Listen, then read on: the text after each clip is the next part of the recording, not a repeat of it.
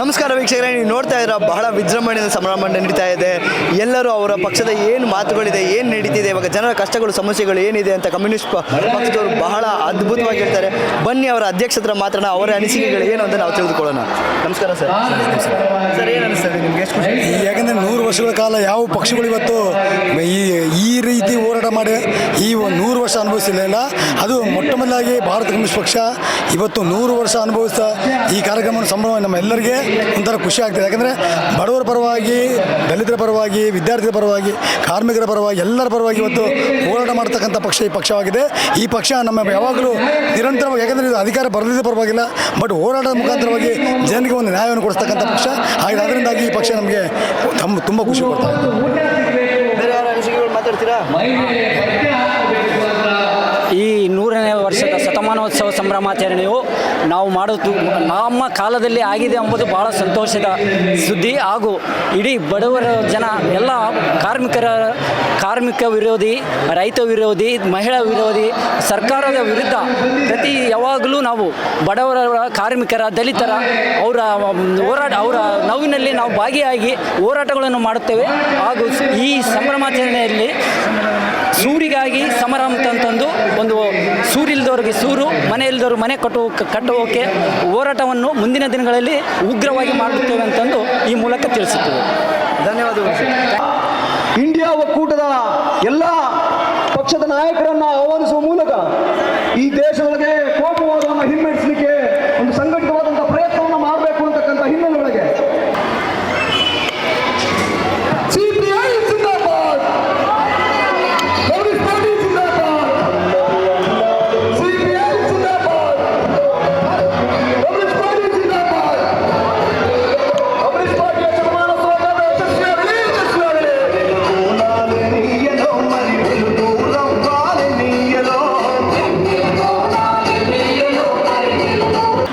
సభాధ్యక్షులు మన జిల్లా సిపిఐ కార్యదర్శి కామ్రేడ్ ఆదిమూర్తి గారు ఇవాళ ఈ జాతర కార్యక్రమానికి నాయకత్వం వహించి రాష్ట్ర వ్యాప్తంగా 24 రోజుల పాటు పార్టీ శతవార్షికోత్సవాలను ప్రజల్లోకి తీసుకెళ్తున్నటువంటి మన రాష్ట్ర పార్టీ కార్యదర్శి సాటి సుందరేష్ గారు, నాగభూషణ్ రావు గారు, జిల్లా కాంగ్రెస్ పార్టీ అధ్యక్షులు ప్రశాంత్ గారు, అదేవిధంగా మన సిపిఎం జిల్లా కార్యదర్శి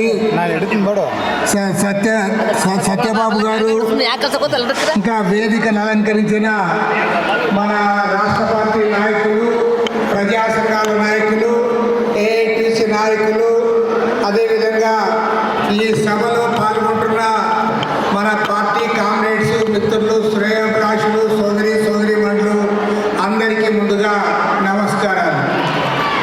మన పార్టీ శతవార్షికోత్సవాలు ఇవాళ దేశమంతటా కూడా ఘనంగా జరుపుకుంటా ఉన్నాం. భారత కమ్యూనిస్ట్ పార్టీ ఈ దేశంలో ఆవిర్భవించి రేపు డిసెంబర్ 26వ తేదీ నాటికి 100 సంవత్సరాలు పూర్తవుతా ఉంది. 100 years శతవార్షికోత్సవాలు జరుపుకుంటా ఉన్నాం. శతవార్షికోత్సవాల ముగింపు సభ జనవరి 18వ తేదీ నాడు లక్షలాది మందితో ఖమ్మం నగరంలో మనం జరుపుకోబోతా ఉన్నాం. ఇవాళ గర్వంగా చెప్తా ఉన్నాం, భారత కమ్యూనిస్ట్ పార్టీ 100 ఏళ్లలో అధికారంలోకి రాకపోయినా దేశవ్యాప్తంగా ఉన్న కోట్లాది మంది కష్టజీవులు, శ్రామికులు, రైతులు, ఉద్యోగస్తులు, విద్యార్థులు, మహిళలు, యువకులు అందరి తరఫున పోరాడే జెండా అది ఎర్ర జెండా మాత్రమే. వాళ్ళ గర్వంగా చెప్తా ఉన్నాం, భారతదేశంలో అనేక జాతీయ పార్టీలు ఉన్నాయి, ప్రాంతీయ పార్టీలు ఉన్నాయి, కొన్ని అధికారంలో ఉన్నాయి, కొన్ని పార్టీలు ప్రతిపక్షంలో ఉన్నాయి. కానీ రెండే 2 పార్టీలు, 100 సంవత్సరాల చరిత్ర కలిగిన పార్టీలు, రెండే 2 పార్టీలు. ఒకటి భారత జాతీయ కాంగ్రెస్, 2 భారత కమ్యూనిస్ట్ పార్టీ సిపిఐ. భారత కమ్యూనిస్ట్ పార్టీ శతవార్షికోత్సవాలు దేశవ్యాప్తంగా అన్ని రాష్ట్రాలు కూడా ఘనంగా నిర్వహిస్తూ ఉన్నాం. ప్రత్యేకించి కర్ణాటక రాష్ట్రంలో ఇక్కడున్న రాష్ట్ర నాయకులందరూ కూడా సాటి సుందరేష్ ఆధ్వర్యంలో ఈ 24 రోజుల పాటు ఇవాళ బృహత్తర కార్యక్రమాన్ని చేపట్టారు.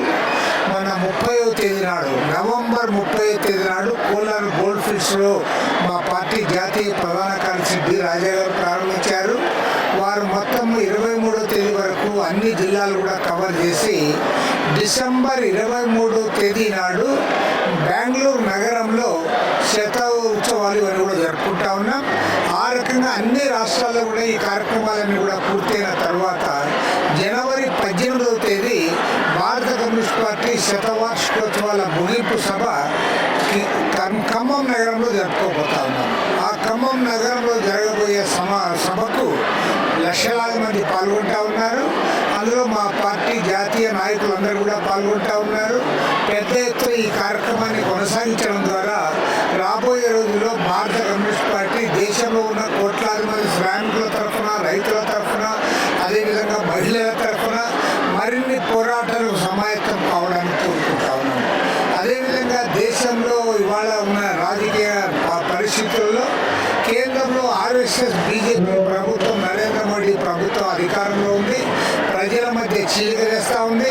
కాబట్టి ఇవాళ ప్రజల మధ్య చీలిక తేవడమే కాకుండా రాజ్యాంగాన్ని తుంగలో దొక్కుతూ ఉన్నారు, ప్రజాస్వామ్యాన్ని పాతరేస్తూ ఉన్నారు. ఈ నేపథ్యంలో ప్రజాస్వామ్యాన్ని